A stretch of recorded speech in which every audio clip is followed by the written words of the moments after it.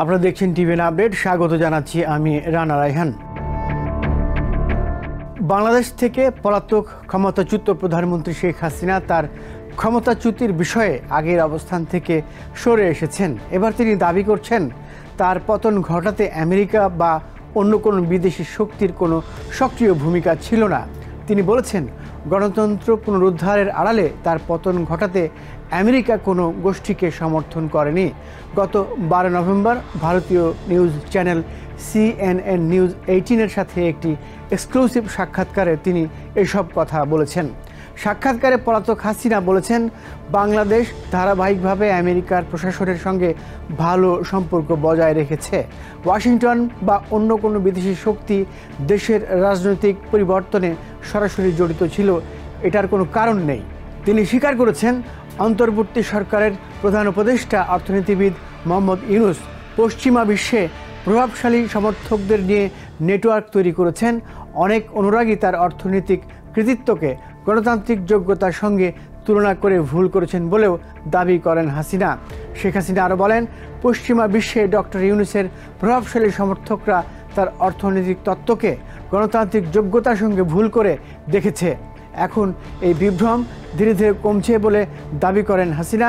তারা বুঝতে পারছে তিনি নির্বাচিত নন, তার মন্ত্রিসভায় চরমপন্থীরা আছে, বাংলাদেশের সংবিধান ভেঙে দিয়েছেন এবং সংখ্যালঘুরা নির্যাতিত হচ্ছে বলেও হাসিনা দাবি করেছেন।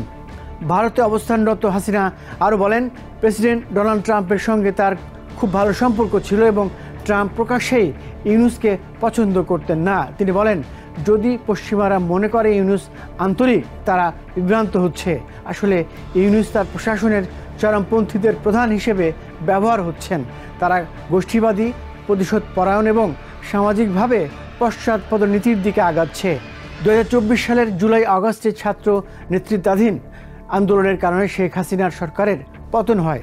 প্রথমে সরকারি চাকরিতে কোটা ব্যবস্থা বাতিলের দাবিতে বিক্ষোভ শুরু হয়, কিন্তু এই বিক্ষোভ দ্রুত সরকার বিরোধী বড় আন্দোলনে রূপ নেয়।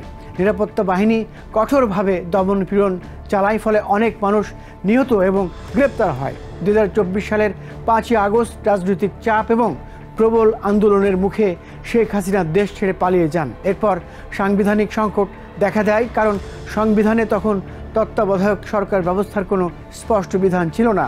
পরবর্তীতে অর্থনীতিবিদ মোহাম্মদ ইউনূসকে অন্তর্বর্তী সরকারের প্রধান উপদেষ্টা হিসেবে নিয়োগ করা হয়। এই সময়ে হাসিনার শাসনামলে সংঘটিত মানবাধিকার লঙ্ঘন, যেমন গুম, বিচার বহির্ভূত হত্যা এবং মতপ্রকাশের দমন, এসব বিষয়ে তদন্ত শুরু হয়। ক্ষমতাচ্যুতির পর হাসিনা বিভিন্ন সময় আমেরিকা সহ বিদেশি শক্তির মধ্যস্থতার অভিযোগ তুলেছেন। 2024 সালের অগাস্টে তিনি দাবি করেন তিনি ক্ষমতায় থাকতে পারতেন যদি সেন্ট মার্টিন দ্বীপের সার্বভৌমত্ব হস্তান্তর করতেন, আমেরিকাকে বঙ্গোপসাগরে প্রভাব বিস্তার করতে দিতেন।